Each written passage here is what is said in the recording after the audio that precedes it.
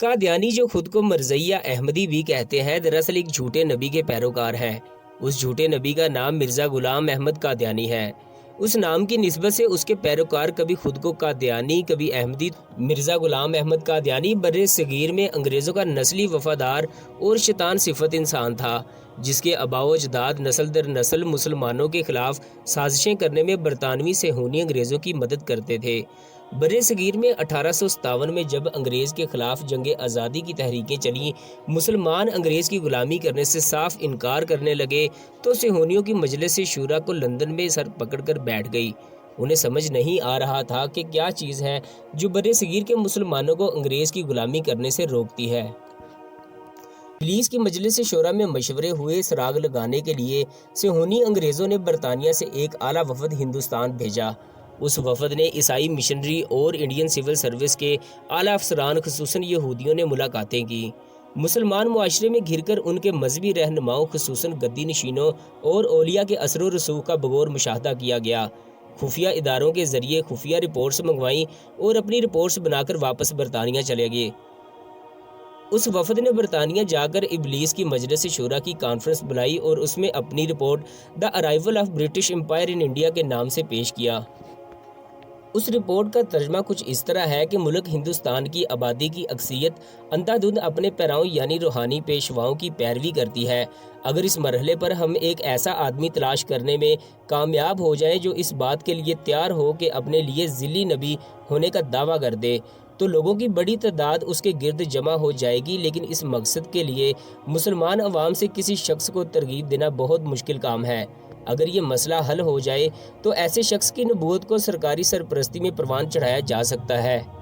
ہم نے پہلے بھی غداروں کی مدد حاصل کر کے ہندوستانی حکومتوں کو محکوم بنایا، لیکن وہ مختلف مرحلہ تھا۔ اس وقت فوجی نقطہ نظر سے غداروں کی ضرورت تھی، لیکن اب جب کہ ہم نے ملک کے کونے کونے پر اقتدار جما لیا ہے اور ہر طرف امن اور آرڈر ہے، ہمیں ایسے اقدامات کرنے چاہیے جن سے ملک میں داخلی اس وقت 1870 میں متحدہ ہندوستان کا انگریز وائسرائے لارڈ میو نے بنگال سول سروس کے ایک سینئر افسر جس کا نام ڈبلیو ہنٹر تھا کو ذمہ داری سونپی کہ اس سوال کا جائزہ لے کر رپورٹ ہنٹر سے تمام صورتحال کا بغور جائزہ لے کر جو رپورٹ دی گئی وہ ملاحظہ کیجیے۔ جہاد ہی وہ نظریہ ہے جو ان کے شدید جوش، تعصب، تشدد اور قربانی کی خواہش کی بنیاد ہے۔ اس قسم کا عقیدہ انہیں ہمیشہ حکومت کے خلاف متحد کر سکتا ہے۔ ان میں جہاد کا شعلہ سرد نہیں ہوا۔ ان پر مذہبی دیوانوں اور جہادی ملاؤں کا اثر نہایت قوی ہے اور وہ کسی لحظ بھی ان کے جذبات کی آگ کو بھڑکا سکتے ہیں۔ حضرات محترم، صہیونی انگریزوں کا پلان یہ تھا کہ مسلمانوں کے دلوں سے شوق جہادت اور نبی کریم صلی اللہ علیہ وآلہ وسلم کی حرمت پر مر مٹنے کے جذبے کو ختم کر دیا جائے۔ اس مقصد کے لیے انہوں نے ایک جھوٹا نبی گھڑنے کا پلان کیا۔ شیطانی رپورٹ تیار تھی، بس اب شیطان صفت انسان کی تلاش شروع کر دی گئی۔ کئی لوگوں کے انٹرویو کیے گئے کہ کس کو جھوٹا نبی بنا کر مسلمانوں کو منتشر کیا جائے۔ بالآخر بڑی تگ و دو کے بعد مرزا غلام احمد قادیانی کے نام پر اتفاق ہوا۔ مرزا قادیانی اس وقت انگریز سرکار کے ڈپٹی کمشنر سیالکوٹ میں ماہوار 15 روپے پر معمولی ملازم تھا۔ وہیں اس کی ملاقات انگریز خفیہ ایجنسی کے ایک مقامی عیسائی مشنری سے ہوئی۔ اس عیسائی نے مرزا کے ساتھ لمبی نشستیں کر کے اس کو مکمل پرکھا اور پھر اس کے بعد برطانیہ چلا گیا۔ ابلیس کی مجلس شورا کو مرزا قادیانی کا بتایا کہ یہ شخص جعلی نبی کا مکمل اہل ہے اور کمشنر سیالکوٹ کے ذریعے اسے بھی برطانیہ بلا لیا گیا۔ مطلب صہیونی انگریز کو مرزا قادیانی بھا گیا اور انہوں نے مرزا کو جعلی نبی بنانے کا فیصلہ کر لیا۔ مرزا قادیانی کو منتخب کرنے کے بعد اسے فوراً لندن بلا کر اس کی زبردست ٹریننگ کی گئی کہ کس طرح مسلمانوں کے دلوں سے جذبہ جہاد نکالنا ہے اور اس کی جگہ انگریز کی اطاعت قبول کرنے پر مجبور کرنا ہے، اور کس طرح مسلمانوں کو عشق رسول صلی اللہ علیہ وآلہ وسلم سے دور کر کے اپنا اور انگریز حکومت کا گرویدہ بنانا ہے۔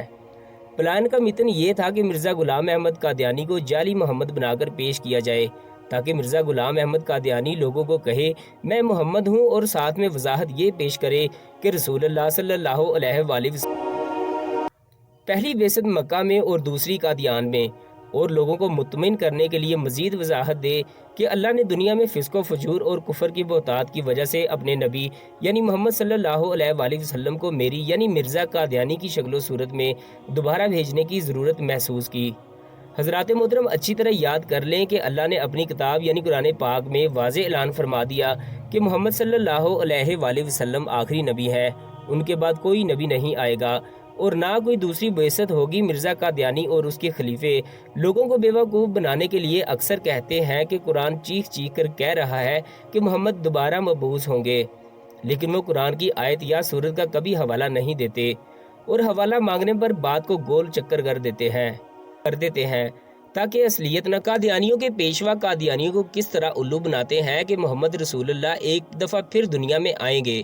اگر کوئی ان کذابوں سے قرآن کی سورت اور آیت نمبر مانگے تو یہ جواب کو گول چکر کر دیتے ہیں اور اپنے بچوں اور لا علم قادیانیوں کو بھی مسلمانوں سے بحث کرنے سے دور رہنے کی تلقین کرتے ہیں تاکہ ایسا نہ ہو کہ کوئی تحقیق کرے اور الٹا قادیانی مذہب پر ہی لعنتیں بھیجنے شروع کر دے۔ انگریز نے بالآخر مرزا غلام احمد قادیانی کو جعلی محمد بنا کر ظاہر کر دیا۔ مرزا نے برے صغیر میں یعنی متحدہ ہندوستان میں محمد ہونے کا دعویٰ کر دیا۔ نہ صرف محمد بلکہ کبھی خود کو عیسیٰ کہے تو کبھی کہے امام مہدی۔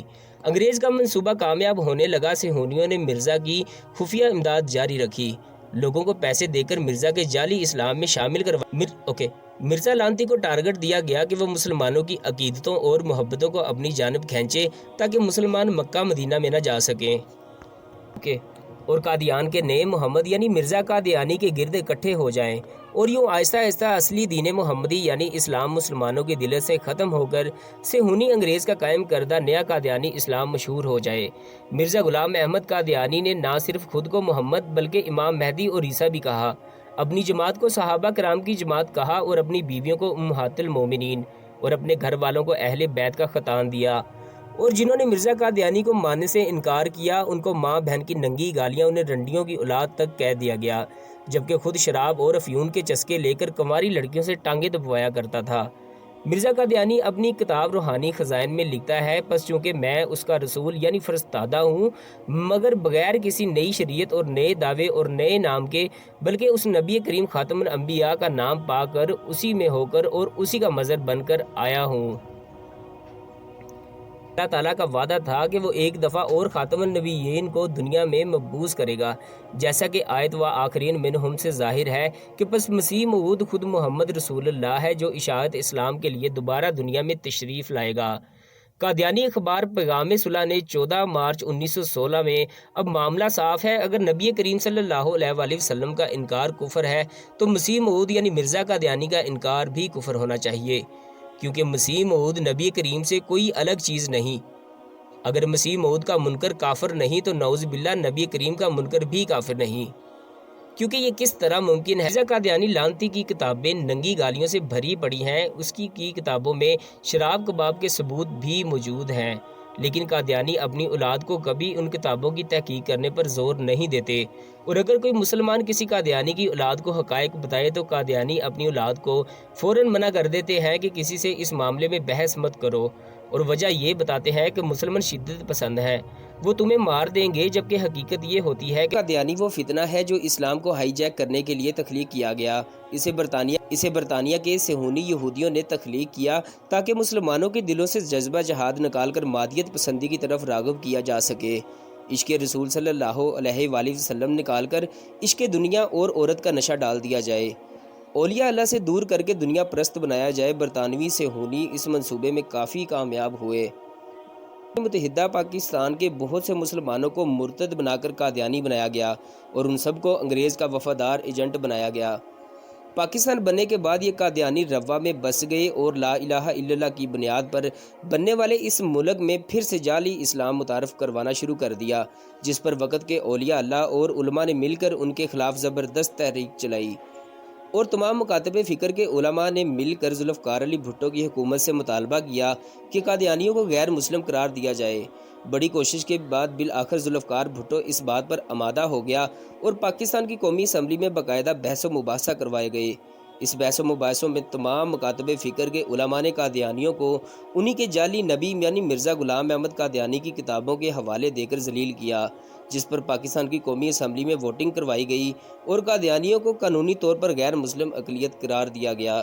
یہ آج بھی پاکستانی آئین کے تحت غیر مسلم اقلیت ہے، لیکن یہ خبیث لعنتی پاکستانی آئین کی گندی گالیاں دیتے ہیں۔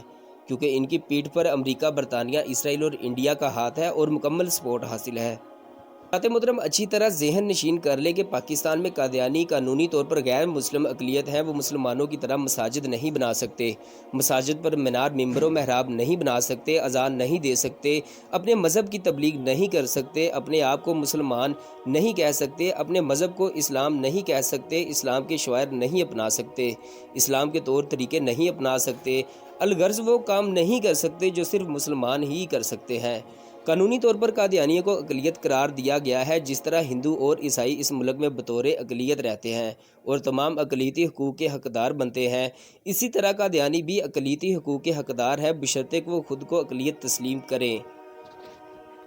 آج کل قادیانی رہتے ہیں لا علم مسلمانوں کو چھپ کر تبلیغ کرتے ہیں اور انہیں نوکری اور بہتر مستقبل کا جھانسا دے کر اپنے جعلی مذہب قادیانیت میں شامل ہونے کی ترغیبیں دیتے ہیں، جس کی قانونی طور پر انہیں ہرگز اجازت نہیں دی جا سکتی۔ یہ ایک سخت جرم ہے۔ اگر وہ خود کو اقلیت تسلیم کر لے تو مسلمانوں کا ان سے کوئی جھگڑا بنتا ہی نہیں۔ مسلمان ہندو اور عیسائیوں سے بھی کوئی جھگڑا نہیں کرتے۔ قادیانیوں سے جھگڑا صرف اس بات پر ہوتا ہے کہ وہ خود کو اقلیت ماننے کے بجائے مسلمان کہتے ہیں، جبکہ ان میں مسلمانوں والا کوئی کام نہیں۔ وہ جب تک خود کو اقلیت نہیں مان لیتے، اقلیت نہیں تسلیم کر لیتے، پاکستان کے مسلمان انہیں چین سے نہیں بیٹھنے دیں گے۔